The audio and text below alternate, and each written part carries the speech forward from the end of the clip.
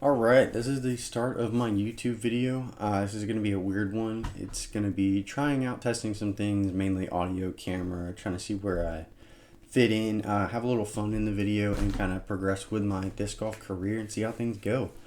This first video, like I said, is going to be an in the bag, kind of what I use right now, what could come out, what could change, what each disc does for me, and if I trust it, which is a big thing in disc golf. But for right now, actually, for my putting putters, I am using the Nomads, which are pretty point and shoot. If I don't give it enough a little power, I get a little fade at the end, which I actually enjoy. My problem is I'd like to have something a little more stable in my flight, especially at the end of it when I'm putting, so I can just aim at the top right of the chains and have it fade in. That's what I'm shooting for. As I'm changing my form putting, because that's something I really didn't work in this off season, I will probably just keep using these until I find my form, and then I will go from there. Possibly go to a touch more stable putter, but I don't see myself going any more point and shoot than this. I was using anodes for a little bit, but I love these Nomads a lot more.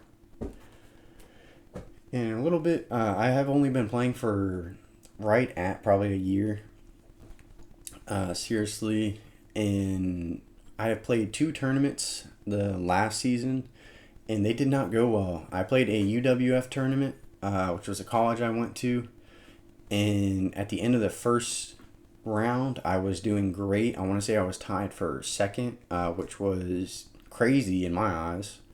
I was playing MA3 as my second tournament, and at the beginning of the second round, it started to pour, and my throwing went so downhill that it wasn't even funny. I was triple putting, and I was letting the nerves get to me, and I was questioning every shot, and I would go out of bounds. And if I had just done what I'd done that first round, I easily could have taken the victory, and I probably would have progressed myself to MA2, which I'm kind of debating right now. I'm going to stick with MA3 just because my rating isn't too great because the only 2 tournaments I've played. My first tournament I played was a 9-hole course that they looped around twice.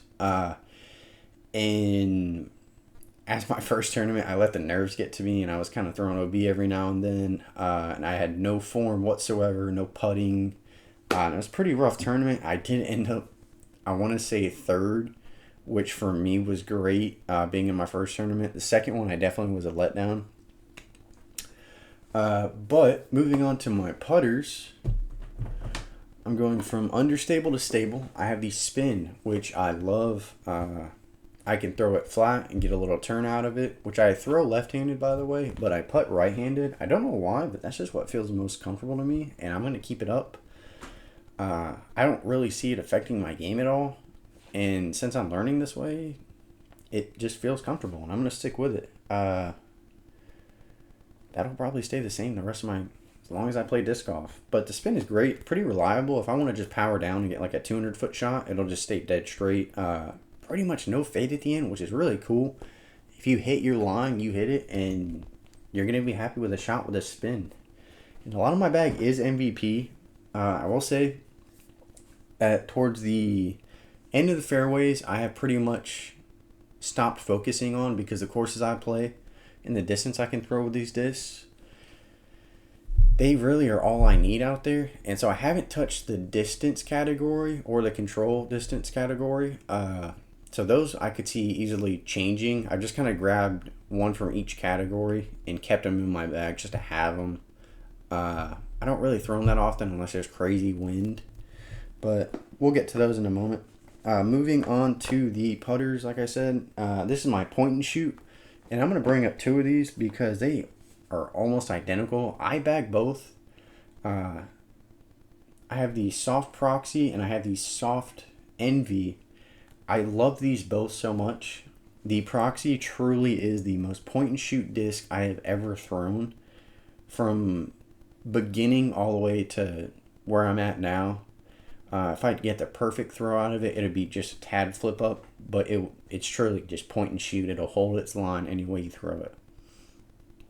The Envy, on the other hand, it is point and shoot up until the very end of its flight for me. I'd say this has been a little beaten in as well, though.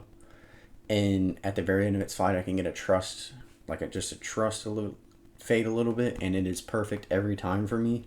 I bag both of these because I have a problem with throwing the proxy on a little bit of a hyzer and just to get that finish at the end. If I had to take one out of my bag, which eventually I will, I think just because they are overlapping a little bit, probably had to be the proxy, even though it was more recently bought. But we're just going to have to see how that goes down the road. Moving on to my putt approach, I have an Entropy, which I believe is the same numbers as the Heart. It's a 4303.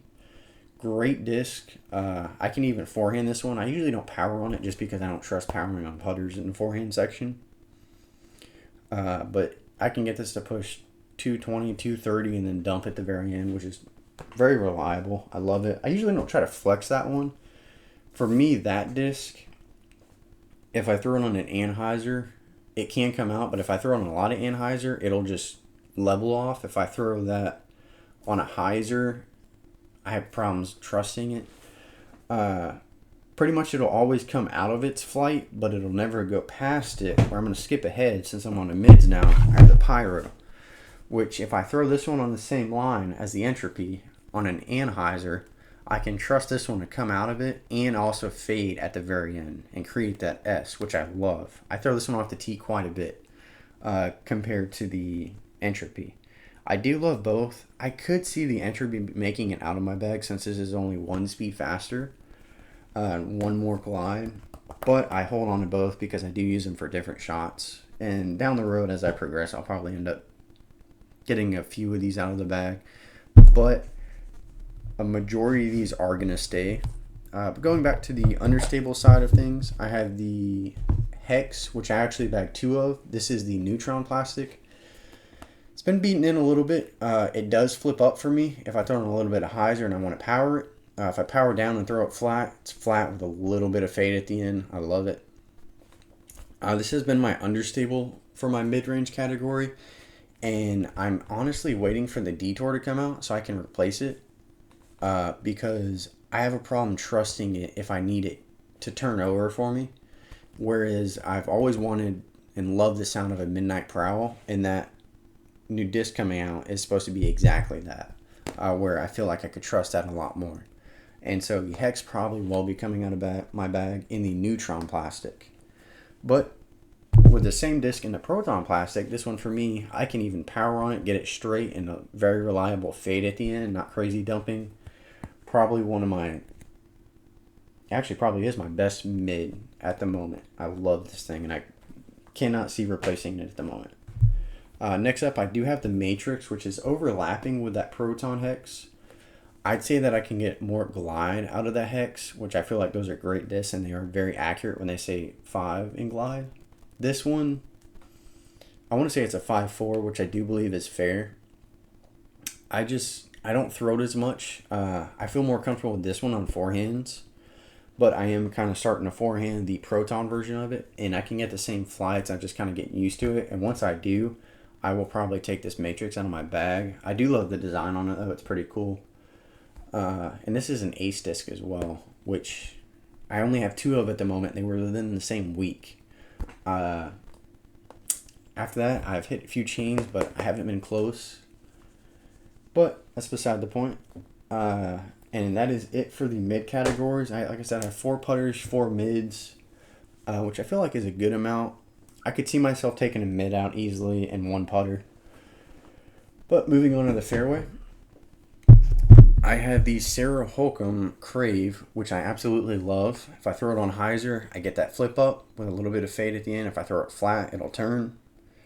And depending on how hard I throw it, I can get it to either come out at the end or just pretty much level off and land. It's absolutely, it's one of my favorite fairway drivers. It is a bomb of a disc too, especially as a 6.5 speed. I feel like I could get this on a good throw. For me, 360, and that used to be my furthest throwing as I was progressing through my distance. But next up, I kind of have a gap in them. I need to find a point and shoot fairway, and then I'll probably take one of these out. But next up, I have the Skywalker FT1, which I believe is a 7403. I actually love this thing. I can push it about 325 flat, and then it'll dump at the very end of its flight. Very reliable. I can get a small little S out of it. If I do it on Anheuser, I can get about 360, 370 out of it.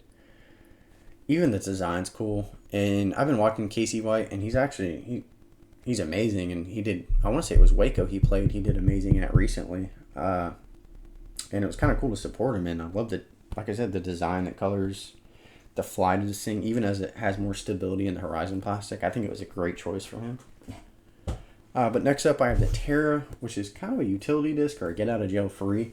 This thing is crazy stable. I don't throw it often, but when I do, I know exactly what it's going to do, and it does. I mean, it's so trustworthy. I can't take it out at the moment. Down the road, I could see taking it out because of the FD1 and just getting more of a point and shoot, and then seeing how I can play with that, because I could always throw the FD1 on a little bit of hyzer and probably get the same flight as the Terra. But we'll just kind of have to play that by ear and see what disc that I get to fill the gap in. But moving into control drivers, which I don't really touch these a lot. I rarely touch them. They're there in my bag just as kind of placeholders. Like I said, I have one of each slot, and that has been it. This one, I have an Insanity, which I don't throw that much.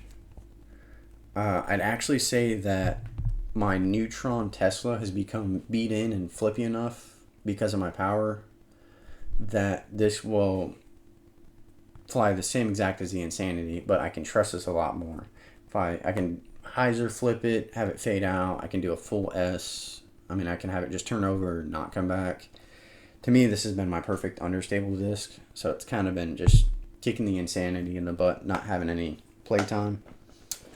I'd like to get a point and shoot in this category as well, because I go from that to a FX2, which is a beefcake. This thing does not ever not come back. I mean, it truly is, to me, the definition of a beefcake. And I got this at a tournament. I've thrown it a few times. It has a bit more glide than Terra, which I like, which is kind of overlapping, so I could see that Terra coming out pretty easily. And just keeping this FX2, which would be the only Prodigy disc I've ever thrown, and it kind of filled a gap in my bag that I didn't know I needed. And it does it even a little bit better than the Terra, which is kind of cool. I'd like to think I have a little bit of an arm on me. I can throw better than amateurs at distance rise, but it is still crazy stable to me. So I probably wouldn't pick one up unless you know you can hit about 380 feet, because that is a beefcake. Or it could be a utility slot. You never know. A disc that I really rarely throw is a Pro Destroyer that's been so beaten in. It's probably one of the oldest discs me and my family have, but it is so flippy. I have to have a crazy tailwind in order to consider hyzer flipping it and getting a full S out of it. If there's a rare case where I want to try a roller, I will pull this out. And to me, it is nowhere near 12.5, -1.3 at this rate. To me, it's a turn, I'd say -3, -4. It's a fun disc to throw, but if I'm playing a tournament, I do not pull this out. And then I have the Cloudbreaker in the Horizon plastic, which is supposed to be a more stable version. For me, it's kind of been flipping a little bit, which I like. I don't throw it much off the tee. I 400 it a few times to get that reliable fade at the end, but I would primarily say I use this at the driving range to try to see where my speed difference is between my 9 speeds and my 12 speeds. I think at the right time I can get up to a 12 speed and show differences in it, but I feel like I'm kind of breaking that 10-11 speed is the most I need to go at the moment, as I'm trying to fix my form and build off of the foundation that I like. But then other than that, I have the Rive, which I love. I'll probably keep this one in there the longest out of any of the distance drivers I have, just because if it is a crazy headwind, I can throw in a little bit of hyzer, get a flip up, a full S, and trust it to come back. I mean, it's just a great disc, and I don't throw it often, but anytime I do throw it, I can trust it, and it does exactly what I think. But other than that, that's going to be it for my in the bag video. I mean, I have a rangefinder, I have a whale sack. I mean, I have the normal stuff any person would have just to play disc golf, carry water, have a hydro flask, just carry it around. But other than that, like I said, this is my first video. Just kind of winging things, seeing how things go, trying the audio, and I think the next video I'm planning to shoot probably be in a few days. And I'm going to try to upload the next video. I'd like to try either Monday, Wednesday, Friday, or Tuesday, Thursday, Saturday for consistent uploads to just get these videos out. I'm going to shoot for 3 a week with my schedule. I feel like I can do that. But the next video is probably going to be going over a little bit of my form, some throws, what I notice I need to work on still, if I felt committed in the shot and do what I wanted, and just kind of go over some of the throws I do. And that'll be it for this video. Thank y'all for watching, and hope you have a great rest of your day.